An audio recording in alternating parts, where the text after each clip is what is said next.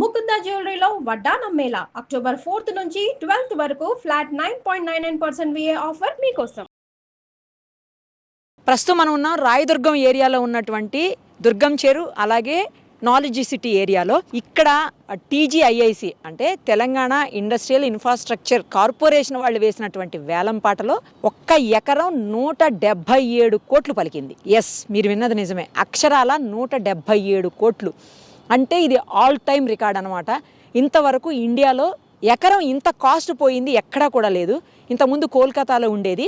ఆ తర్వాత ఆ కోల్కతా రికార్డ్ని లాస్ట్ ఇయర్ నియోపోలిస్ దగ్గర మనమే కోకాపేట ఏరియాలో హైదరాబాదే బ్రేక్ చేసింది. ఇప్పుడు మన రికార్డుని మళ్ళీ మనమే బ్రేక్ చేసుకున్నాం అనమాట. ఎకరం 177 కోట్లు. ఈ ఏరియాలో ఉన్నటువంటి సుమారుగా 7.67 ఎకరాల్లో ఉన్నటువంటి భూమిని వేలం వేస్తే దాదాపు 1357 కోట్లు 56 కోట్లు వచ్చాయి గవర్నమెంట్కి. అలాగే పక్కనే ఇంకొక 11 ఎకరాల బిట్టు కూడా ఉంది, అది వచ్చేసి 140 కోట్లు ఎకరం పోయింది. అంటే అది కూడా దగ్గర దగ్గర 1300-1500 కోట్లు దగ్గర. సో ఇది అది కలుపుకుంటే మొత్తంగా 3100 కోట్లు. అంటే గవర్నమెంట్ రిజిస్ట్రేషన్ వాల్యూ కూడా చూసుకుంటే మొత్తం కలిపి 3100 కోట్లకి నిన్న ప్రభుత్వానికి లాభం వచ్చినటువంటి పరిస్థితి. అయితే గతంలో కూడా మనం చూసాము, నేను ఇందాకే చెప్పినట్టు నియోపోలిస్ అంటే కోకాపేటలో ఎకరం 100 కోట్లు అంటే అమ్మో అనుకున్నాం అప్పుడు. తర్వాత గతంలోనే ఇదే రాయదుర్గం ఏరియాలో 40 కోట్ల వరకు పోయినటువంటి అది 2017లో. ఇక లాస్ట్ ఇయర్ ఇది. తర్వాత లాస్ట్ ఇయరే మళ్ళీ మనం ఇక్కడ కూకటపల్లి హౌసింగ్ బోర్డు ఏరియాలో కూడా హౌసింగ్ బోర్డు వాళ్ళు వేసినటువంటి వేలంపాటలో ఎకరం 70 కోట్లకు పోయింది. ఈరోజు మళ్ళీ కూకటపల్లిలో హౌసింగ్ బోర్డు వాళ్ళు వేసినటువంటి వేలంపాటలో కూడా 118 కోట్లు ఎకరం పలికినటువంటి పరిస్థితి. అంటే గజం దగ్గర దగ్గర 3-3.5 లక్షల రేట్లు పెరుగుతున్నాయి హైదరాబాద్లో. ఎవరండి హైదరాబాద్లో రియల్ ఎస్టేట్ పడిపోయిందని చెప్పింది? ఎవరండి తెలంగాణలో రియల్ ఎస్టేట్కి వ్యాపారమే లేదంటుంది? మరి ఇదేంటి ఏమనాలి? 177 కోట్లు ఎకరం ఆల్ టైమ్ రికార్డు, ఇండియాలోనే ఫస్ట్ టైం. ఇప్పుడు చెప్పండి, మనకి ఇక్కడ రియల్ ఎస్టేట్ పడిపోయిందా? రియల్ ఎస్టేట్ సరిగా లేదా? రియల్ ఎస్టేట్ లాస్లో ఉందా? కాదు కదా. ఇవన్నీ చూస్తుంటే ఖచ్చితంగా నో, రియల్ ఎస్టేట్ టాప్లో ఉంది. ఇది ఎంఎస్ఎన్ అనే కంపెనీ ఈ ల్యాండ్ని తీసుకున్నటువంటి పరిస్థితి. అంటే 177 కోట్లు పెట్టి వేలంలో వాళ్ళు చేజిక్కించుకున్నారు. అలాగే ప్రిస్టేజ్ అనే కంపెనీ 11 ఎకరాలు, ఇందాక చెప్పాను కదా 11 ఎకరాలు 140 కోట్లనే, అది ప్రిస్టేజ్ కంపెనీ తీసుకున్నటువంటి పరిస్థితి. సో మొత్తానికి హైదరాబాద్ రియల్ ఎస్టేట్ అంటే మొత్తం దేశమంతా కూడా ఒక్కసారి ఇలా తిరిగి చూసేటువంటి పరిస్థితి ఇప్పుడు ఈ దెబ్బతో వచ్చేసిందని చెప్పాలి. దీనికి రకరకాల రీజన్స్ ఉన్నాయి.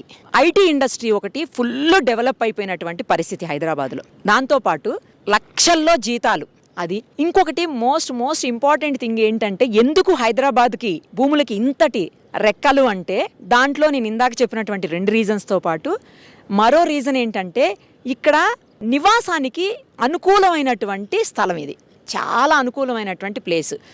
మిగతా మెట్రోపాలిటన్ సిటీస్తో కంపేర్ చేసినప్పుడు హైదరాబాదు హైట్లో ఉంటుంది. హైట్లో ఉన్నప్పుడు ఇక్కడ ఉండేటువంటి ఆ అట్మాస్ఫియర్, హ్యూమిడిటీలు అలాంటివన్నీ కూడా ఏమీ లేకుండా అట్మాస్ఫియర్ చాలా అందరికీ నచ్చేలాగా, ఎక్కువ స్వెట్టింగ్ లేకుండా, ఎక్కువ ఇబ్బంది పడకుండా మిగతా వాటితో, అంటే ఇప్పుడు కాస్త స్వెట్టింగ్ అవన్నీ ఎక్కువయ్యాయి కానీ ఇంకా కొద్ది సంవత్సరాల ముందైతే అసలు అలా ఉండేది కాదు. బట్ ఇప్పుడు కూడా స్టిల్ మిగతా సిటీస్తో కంపేర్ చేసినప్పుడు ఇక్కడ లివింగ్ కండిషన్స్ చాలా బాగుంటాయి. ఎవరైనా బతకొచ్చు.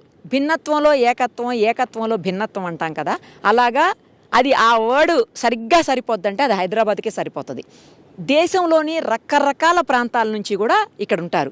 ఇంకొకటి ఏంటంటే 10,000 సంపాదించుకునేటువంటి ఒక వాచ్మ్యాన్ హ్యాపీగా బతకగలడు ఇక్కడ. 1,00,000 రూపాయలు సంపాదించుకునే ఒక ఐటీ ఎంప్లాయీ కూడా హ్యాపీగా బ్రతకగలడు. అంటే అందరికీ అనుకూలంగా ఉండేటువంటి ప్లేస్ అనమాట. అందుకే అందరూ ప్రిఫర్ చేసేది ఫస్ట్ హైదరాబాద్నే. సో అందుకే ఇప్పుడు నేను నుంచున్న భూమి అంత ఖరీదైపోయింది అనమాట.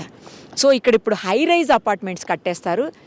మనకు తెలిసి ఇప్పటికే 40-50 ఫ్లోర్స్ ఉన్నటువంటి అపార్ట్మెంట్స్ ఎన్నో చోట్ల ఉన్నాయి. ఇప్పుడు ఇక్కడ కూడా హై రైజ్ కట్టేస్తే వాళ్ళకి చాలా ఈజీ అవుతుంది ఆ ఇన్కమ్ని మళ్ళీ జనరేట్ చేసుకొని సంపాదించుకునేదానికి. ఏదైతే ప్రభుత్వానికి ఇప్పుడు వేలంలో 177 కోట్లు పెట్టుకున్నారో అందుకు డబుల్ త్రిబుల్ వచ్చే అవకాశాలు ఉంటాయి. ఎందుకంటే హై రైజ్ కడతారు కాబట్టి ఈజీగా వాళ్ళ ఇన్కమ్ వచ్చేస్తుంది. పైగా ఇప్పుడు ఈ ప్లేసు చాలా important place. Gachibowli area, Rayadurgam area ఇప్పుడు చాలా మంచి ప్లేస్ అని చెప్పాలి. మిడిల్లో ఉన్నటువంటి ప్లేస్ లాగా అయిపోయింది. ఇప్పుడు చాలా వాల్యూ ఉన్నటువంటి ప్లేస్. అందుకే 177 కోట్లు. సో ఈ భూమికి ఈ మట్టికి అంతటి విలువ ఉందన్నమాట. చుట్టూరు ఐటీ కంపెనీసే ఉన్నాయి, మీరు ఒకసారి అబ్జర్వ్ చేస్తే తెలుస్తుంది. తర్వాత ఈ ల్యాండ్ కూడా చూడండి హైట్లో ఉంది, మిగతా వాటితో కంపేర్ చేసినప్పుడు హైట్లో ఉంది. ఇక్కడ కనుక హై రైజ్ వచ్చేస్తే, పెద్ద హైట్లో వచ్చేస్తే ఆల్మోస్ట్ సిటీలో హాఫ్ వ్యూ కనిపిస్తుందేమో, అలా అనిపిస్తుంది చూస్తుంటే. హాఫ్ వ్యూ కాకపోయినా ఈ గచ్చిబౌలి, మాదాపూర్ ఈ చుట్టుపక్కలంతా మంచి బాగా హైట్లో మొత్తం వ్యూ అంతా కనిపించేలాగా ప్లేస్ ఉంది. అందుకే అంత డిమాండ్ ఏమో బహుశా. ఏది ఏమైనా కూడా చరిత్రలో రాసి పెట్టుకోవాల్సినటువంటి అంశం ఇది. 177 కోట్లు ఎకరం. లాస్ట్ ఇయర్ నియోపోలిస్ దగ్గర, కోకాపేట దగ్గర 100 కోట్లు పోయిందంటేనే అమ్మో 100 కోట్ల బాబోయ్ అనుకున్నాం అందరం. ఇప్పుడు దానికి మించి 177 కోట్లు అంటే బాబోయ్ అనక తప్పదు. కానీ మళ్ళీ చెప్తున్నా, రియల్ ఎస్టేట్ ఏం పడిపోలేదు. అర్థమవుతుంది కదా, 177 కోట్లు అంటే రియల్ ఎస్టేట్ పడిపోవడం ఏంటండి అసలు. No, never.